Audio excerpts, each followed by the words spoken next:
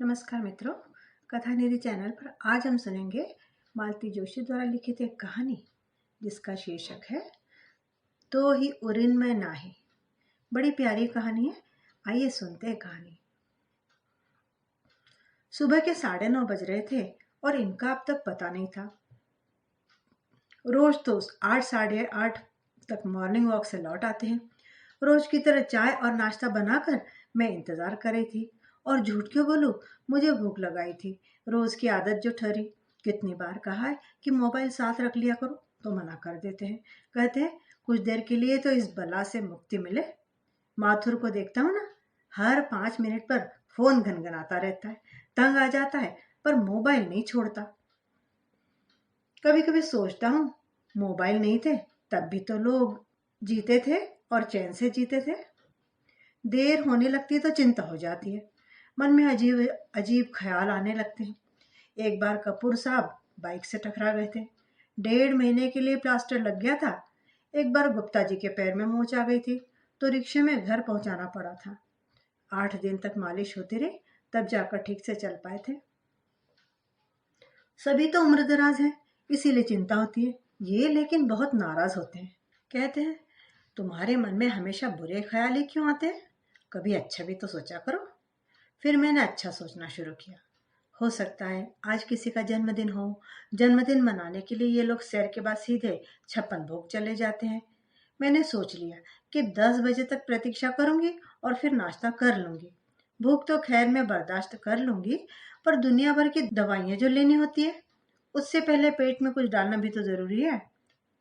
मैं अपने विचारों में खोई हुई थी कि दरवाजे की घंटी बजी। लपक कर दरवाजा खोला। उलाहना की झड़ी लगाने ही वाली थी कि देखा दरवाजे पर ये नहीं, माथुर साहब थे, वो भी सपत्नीक। माथुर साहब तो खैर आते ही रहते हैं, पर इतनी सुबह उनकी पत्नी को देखकर मुझे आश्चर्य हुआ। नौकरी वाली बहू हो तो सास का असमय बाहर निकलना असंभव ही तो होता है। सोचा शायद कोई निमंत्रण देने आए हैं, पर मिसेस माथुर एकदम घरेलू साड़ी में ही थी। ऐसे कपड़ों में कोई निमंत्रण देने तो नहीं जाता। भाभी जी, चाय पिलाइए, उन्होंने मेरी तंद्रा को भंग करते हुए कहा। आप यहाँ तो बनी रखिए, चलिए हिस्सा बांट कर लेते। मैंने 3 मग्स में चाय डाली और शुगर पॉट सामने कर दिया। आप ये समोसा लीजिए, गरम है, उन्होंने पैकेट मेरे सामने करते हुए कहा। बच्चों के लिए ले जा रहे थे, सोचा 2-4 आप लोगों के लिए भी ले लें। समोसा खाते हुए मैंने पूछा, आज आप मॉर्निंग वॉक पर नहीं गए? ऐसा कहीं हो सकता है भला? मिसेस माथुर बोली, दुनिया चाहे इधर की उधर हो जाए, सुबह की सैर नहीं रुक सकती। माथुर साहब ने आंखें तरेड़ पत्नी की ओर देखा, पर तब तक बहुत देर हो चुकी थी। तीर कमान से निकल चुका था। अध खाया समोसा प्लेट में छोड़कर मैंने पूछा, अपने दोस्त को कहाँ छोड़ा है? आप नाश्ता कर लीजिए, फिर बताता हूँ। खा लिया मैंने जितना खाना था, अब आप फौरन बताइए, मेरा जी बहुत घबरा रहा है। भाभी जी, घबराने की कोई बात नहीं है, सब ठीक है। तो फिर इन्हें कहाँ छोड़ा है आप? देखिए, शांति से सुनिए। हम लोग पार्क से चलने को हुए तो मनोहर जी को एकदम चक्कर आ गया। फिर गिर गए क्या? ज्यादा चोट तो नहीं आई? मेरा तो कलेजा मुंह का आ गया था। गिरते कैसे? हम सब साथ जो थे। फिर हमने सोचा पास में तो सार्थक नर्सिंग होम है, वैसे भी बीपी वगैरह चेक कर ही लेते हैं। फिर फिर कुछ नहीं। ड्यूटी डॉक्टर ने बीपी चेक किया, ठीक था। फिर वह बोला 11 बजे बड़े डॉक्टर साहब आएंगे, एक बार उन्हें दिखा लेते हैं, इसलिए हम उन्हें वहीं छोड़ के आए हैं। गुप्ता पास में बैठा है। भाई साहब प्लीज मुझे ले चलिए, मेरा जी बहुत घबरा रहा है। आपको लेने के लिए तो आया था मैं, ऑटो खड़ा किया हुआ है, बस सोच रहा था आप मुंह में कुछ डाल लेती। खैर चलिए। मैंने फटाफट घर बंद किया। रास्ते में हमने मिसेस माथुर को उनके घर छोड़ा और सीधे नर्सिंग होम की राह ली। मेरे मन में इतनी बुरी बुरी कल्पनाएं आ रही थी, पर जब पहुंचकर देखा कि ये और गुप्ता जी मजे से कमरे में बैठकर गप्पे मार रहे हैं तो मेरी जान में जान आई। डॉक्टर आ गए? माथुर ने पूछा। राउंड ले रहे हैं, उसके बाद देखेंगे। कुछ देर बाद ही बुलावा आ गया। ये दोस्तों के साथ चले गए, मैं कमरे में बैठी रही। अच्छा हुआ जो इन लोगों ने कमरा ले लिया था, नहीं तो बाहर बरामदे में बैठना पड़ता। कोई आधा घंटा बाद तीनों लौट आए। रिपोर्ट अच्छी थी, मतलब अभी वैसा कुछ लग नहीं रहा है। हो सकता है काफी देर तक धूप में बैठने के कारण हुआ हो, या उठते समय कोई नस खिंच गई हो। पर डॉक्टर का कहना था एक बार किसी न्यूरोलॉजिस्ट को दिखा लेते हैं। शाम की अपॉइंटमेंट भी ले ली थी। नर्सिंग होम के ही एसोसिएट स्पेशलिस्ट हैं, वे शाम को आएंगे। मैंने उन दोनों से कहा, आप लोग अब घर जाइए, मैं इनके पास हूँ। जाने से पहले वे दोनों हमारे लिए चाय बिस्किट ऑर्डर कर गए। दोपहर को मिस्टर और मिसेस कपूर खाना लेकर भी आ गए। शाम को कपूर दंपति चाय और सैंडविच लेकर आ गए। जब उन्हें पता चला डॉक्टर आने वाले हैं तो वे रुके रहे। इन डॉक्टर साहब ने भी ओके रिपोर्ट दे दी और कहा दोबारा ऐसा हुआ तो तुरंत संपर्क कीजिए, अपन MRI कर लेंगे। नर्सिंग होम वाले डॉक्टर की सलाह थी, आज रात रुक जाइए, सुबह तसल्ली के साथ घर जाइए। सब पैसे कमाने के धंधे हैं, ये भुनभुनाए। मैंने कहा वे तो हमें बुलाने नहीं आए थे, हमें तो दौड़कर उनके पास आए थे, तो अब उनकी तसल्ली तक रुक जाइए। शायद उन्होंने किसी कारण से ही यह सलाह दी हो। 7 बजे माथुर साहब आए। बोले मुझे लगा कि डिस्चार्ज मिल जाएगा, इसलिए नितिन के लिए रुका रहा, गाड़ी लेकर आया हूँ। तो ऐसा करते हैं नितिन, तुम आंटी को घर छोड़ दो और गुप्ता से कह दो रात को यहाँ रुक जाए। वो आ जाएंगे तो मैं ऑटो करके आ जाऊंगा। मैं रुक जाती हूँ, मैंने कहा। नहीं भाभी जी, ये आपके बस की बात नहीं। रात को जरूरत पड़ी तो कोई दौड़ भाग करने वाला तो चाहिए। मैं ही रुक जाता, पर इन दिनों मेरी खुद की तबीयत जरा ढीली चल रही है। इमरजेंसी में किसी काम का नहीं हूं मैं। नितिन ने मुझे घर छोड़ा, मुझसे चाबी लेकर गेट खोला, फिर मुख्य दरवाजा भी खोला, फिर मेरे हाथ में एक टिफिन थमाकर बोला, मम्मी ने आपके लिए खाना भेजा है। अंकल के परहेज का पता नहीं था। कोई बात नहीं बेटा, अब तुम घर जाओ, दफ्तर से लौटकर सीधे चले आए हो। पता नहीं चाय भी पी है कि नहीं, बनाओ। चाय तो पीकर ही चला था मैं। आप तकलीफ न करें, हमारा नंबर तो है ना आपके पास, जरूरत हो तो कॉल कर लीजिएगा। मैं चलूं? उसके जाने के बाद मैं कितनी देर तक सुन्न होकर बैठे रही। इनकी तबीयत का कुछ समझ में नहीं आ रहा था। सब कुछ ठीक ठाक है बता रहे थे, फिर रात भर के लिए रोक भी रहे थे। पता नहीं क्या हुआ है। खाने का जरा मन नहीं था। थोड़ा सा मुंह उठार कर मैंने खाना फ्रिज में डाल दिया। टीवी देखने की कोशिश की, मन ही नहीं लगा। कुछ पढ़ने की भी इच्छा नहीं हुई। तो 9 बजे ही गेट में ताला डालकर मैंने बत्तियां बुझा दी। अपने विचारों में खोई हुई मैं करवटें बदल रही थी कि अचानक गेट की घंटी बजी। इतनी रात गए कौन होगा? मैंने तुरंत बाहर की बत्ती जलाई और खिड़की से झांक कर देखा। भाभी जी गेट खोलिए, गुप्ता जी की आवाज थी। मेरा दिल बुरी तरह धड़क उठा। गुप्ता जी इस समय यहाँ क्या कर रहे हैं? उन्हें तो नर्सिंग होम में होना चाहिए था। कहीं ऐसा तो नहीं कि इन्हें डिस्चार्ज मिल गया हो। बद हवा सी गिरती पड़ती मैं बाहर पहुंची। गेट खोलते हुए मैंने कहा, गुप्ता जी आप इतनी रात को, सब ठीक तो है ना? इतनी रात कहाँ भाभी, अभी 9:30 ही तो बजे हैं। उन्होंने भीतर आते हुए कहा। अब मैंने देखा कि उनके साथ उनका पोता भी है। मुझे प्रणाम करके बालक एक और खड़ा हो गया। आप तो नर्सिंग होम जाने वाले थे ना? जाने वाला था, पर राहुल ने मना कर दिया। बोला कोई इमरजेंसी होगी तो पहले आपके हाथ पांव फूल जाएंगे, इससे अच्छा है मैं चला जाता हूँ। बस सुबह मुझे जल्दी रिलीव कर दीजिए। तो वो चला गया नाइट ड्यूटी पर। आपके लिए मैं शौनक को ले आया हूँ, उन्होंने पोते को आगे करते हुए कहा। यूं तो ये पूरा कुंभकर्ण है, पर कोई साथ रहेगा तो आपको हौसला बना रहेगा। सच किसी के साथ होने की कल्पना मात्र से ही मुझे बड़ी राहत मिल गई। अच्छा बेटे मैं चलता हूँ, उन्होंने बेटे की पीठ थपथपाते हुए कहा। दादी को तंग मत करना और होशियारी से रहना। उनके जाने के बाद मैंने गेट में ताला डाला और भीतर आ गई। हॉल का दरवाजा बंद करते हुए मैंने शौनक से कहा, 2 मिनट रुकना बेटा, मैं गेस्ट रूम के बेडरूम की चादर बदल दूं? नहीं दादी, मैं यहीं दीवान पर सो रहूंगा, बस ओढ़ने के लिए कुछ दे दीजिए। मैंने दीवान पर उसका बिस्तर लगाते हुए कहा, बेटा यहाँ भी टीवी है, कुछ देखना चाहो तो देख लो। नहीं दादी, मैं थोड़ा पढ़ूंगा, एग्जाम चल रहे हैं ना।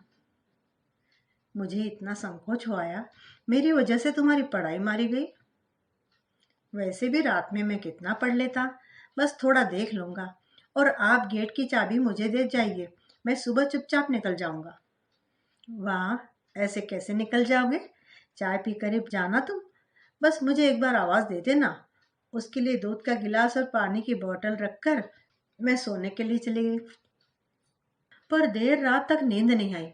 दिन भर का घटनाक्रम आंखों के आगे घूमता रहा। पता नहीं कब आंख लगी। सुबह उठी तो कमरे में धूप फैल चुकी थी। हड़बड़ा कर उठी, देखा गुप्ता जी का पोता तो जा चुका था। गेट का ताला चाबी टेबल पर रखा था। कंबल और चादर तहाकर रखे हुए थे। भीतर डाइनिंग टेबल पर दूध की थैलियाँ रखी हुई थी। मुझे उस पर बड़ा प्यार आ गया। कितना सलीकेदार बच्चा है। चाय पीकर मैं फटाफट नहा ली। अस्पताल से कोई फ़ोन आए तो रिसीव करने के लिए तो कोई चाहिए। करीब 10:30 बजे माथुर साहब का फ़ोन आया।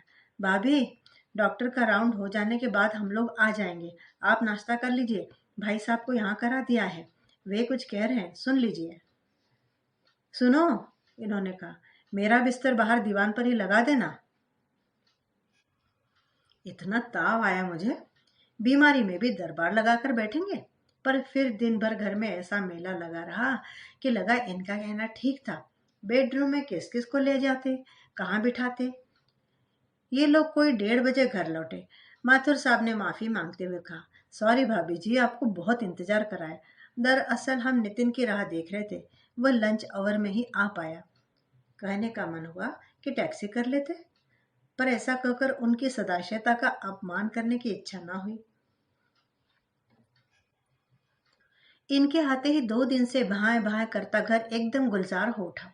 रात तक आने वालों का तांता लगा रहा। जो लोग नर्सिंग होम नहीं पहुंच पाए थे, वे क्षमा याचना करते हुए घर आ गए। मुझे दिन भर सांस लेने की फुर्सत न मिली। रात 9 बजे के बाद यह रेला थमा तो मैंने फटाफट खिचड़ी चढ़ा दी। खाने पर बैठते ही इन्होंने बुरा सा मुंह बना लिया। मैं कोई इतना बीमार हूं क्या भाई? कल से दलिया और खिचड़ी खिला खिलाकर तुम लोगों ने सचमुच मुझे बीमार कर दिया है। सॉरी, मैंने क्षमा याचना करते हुए कहा, पर एक खिचड़ी आपकी बीमारी के उपलक्ष्य में नहीं बनी है। दरअसल मुझे कुछ बनाने का समय ही नहीं मिला आज। देख तो रहे हैं आप, दिन भर कैसी हाय तौबा मची हुई थी।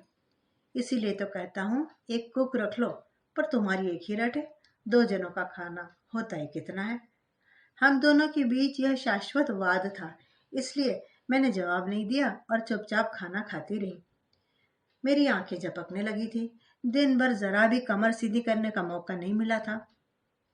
हम लोग सोने जा ही रहे थे कि फोन की घंटी बजी। बिस्तर के पास रखा कार्डलेस इन्होंने फट से उठा लिया। उधर से आवाज आते ही इन्होंने स्पीकर ऑन कर दिया। समझ गई कि सोहम का होगा। बच्चों का फोन होता है तो हम लोग स्पीकर ऑन कर लेते हैं। पापा, आप घर पर हैं? डिस्चार्ज मिल गया? हाँ बेटा, दोपहर में ही घर आ गया था। क्या कह रहे थे डॉक्टर? चिंता की कोई बात तो नहीं है? नहीं नहीं, दोबारा ऐसा हुआ तो जांच कर लेंगे। बिल कितना हुआ? वैसे जितना भी हुआ हो, मैं पैसे भेज रहा हूँ, आपके अकाउंट में चेक कर लीजिएगा। बिल का पता नहीं बेटा, माथुर ने ही पे किया था। मैं पूछ पूछ कर हार गया, पर उसने बताया नहीं। माथुर, गुप्ता, कपूर, शरण, इन लोगों ने बहुत मदद की बेटा। हमें महसूस ही नहीं होने दिया कि हम लोग यहाँ अकेले हैं।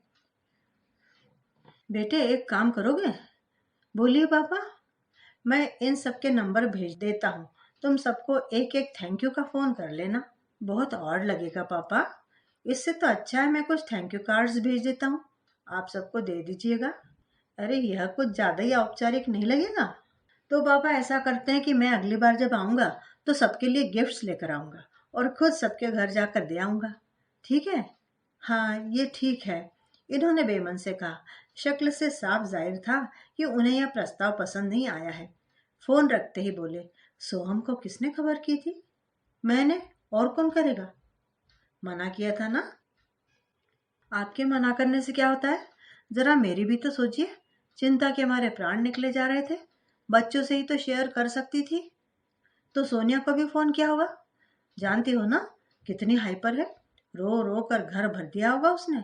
संजीव बेचारे परेशान हो गए होंगे।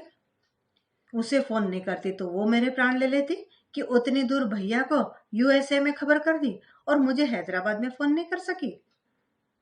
प्राण तो अब भी ले लेगी कि पापा को घर आए 8 घंटे हो गए हैं और तुमने मुझे खबर भी नहीं की। मेरे पास समय भी था क्या? और सोनिया को फोन करने का मतलब है आधा घंटा रिसीवर से चिपके रहना। अब सुबह उठते ही उसे फोन कर दूंगी। कह दूंगी पापा रात 8 बजे घर आए थे। तुम्हारा झूठ 4 कदम भी चल नहीं पाएगा, देख लेना। मैंने सोच लिया था सुबह उठते ही सोनिया को फोन कर दूंगी, पर ऐसा हो कहाँ पाता है। सुबह सुबह इतने सारे काम मुंह बाएं खड़े हो जाते हैं कि और कुछ याद ही नहीं रहता। आखिर 9 बजे उसी का फोन आ गया। मम्मी पापा कैसे हैं? अच्छे हैं, नहाने गए हैं। मतलब घर आ गए हैं और तुमने मुझे बताया भी नहीं? कब बताती, शाम को 7 बजे आए हैं और दरबार लगाकर बैठ गए। मेरा तो एक पैर किचन में, एक पैर ड्राइंग रूम में ऐसी अवस्था थी। तो सबके खातिरदारी करना जरूरी था मम्मी। ऐसे में कोई आपसे स्वागत सत्कार की अपेक्षा थोड़ी करता है। बेटा, घर आए मेहमान को एक कप चाय तो पिलाई जा सकती है ना। तुम्हें पता नहीं है इन लोगों ने कितनी मदद की है, कितना सहारा दिया है। इनके पास रात दिन कोई न कोई बैठा रहा। गुप्ता जी का बेटा रात को अस्पताल में सोया। उनका पोता मेरे लिए परीक्षा के बावजूद अपने यहाँ रुका। सबके यहाँ से चाय नाश्ता आता रहा। और कल इन्हें लाने के लिए माथुर साहब का नितिन लंच आवर में गाड़ी लेकर आया था। तुम ही कह रही थी पापा शाम को घर आए थे। ये ठीक ही कह रहे थे। मेरा झूठ 4 कदम भी नहीं चल पाया था। उसी समय मुझे अगरबत्ती की सुगंध आई। ये नहा चुके थे और साईं बाबा के आगे अगरबत्ती जला रहे थे। मैंने आवाज देकर कहा, आपकी लाडली का फोन है, बात कर लीजिए। इन्हें फोन पकड़ाकर मैंने राहत की सांस ली। अब वह पापा के साथ शुरू हो गई थी। पापा, आप लोग इतने अभिभूत क्यों हो रहे हैं? अड़ोसी पड़ोसी तो मदद करते ही हैं। आप भी तो सबके लिए दौड़ भाग करते रहे हैं। कपूर अंकल की माताजी सीढ़ियों से गिर गई थी तो आप ही उन्हें अस्पताल ले गए थे कि नहीं? गुप्ता अंकल के राहुल की नौकरी एक तरह से आपने ही तो लगवाई है। आपकी ही सिफारिश काम आई थी। और माथुर अंकल की पिंकी की शादी में अपनी गाड़ी 8 दिन तक दौड़ती रही है। लौटने पर उसे सीधे गैरेज में भेजना पड़ा था। फोन रखने के बाद कितनी देर तक ये चुप हो गए थे।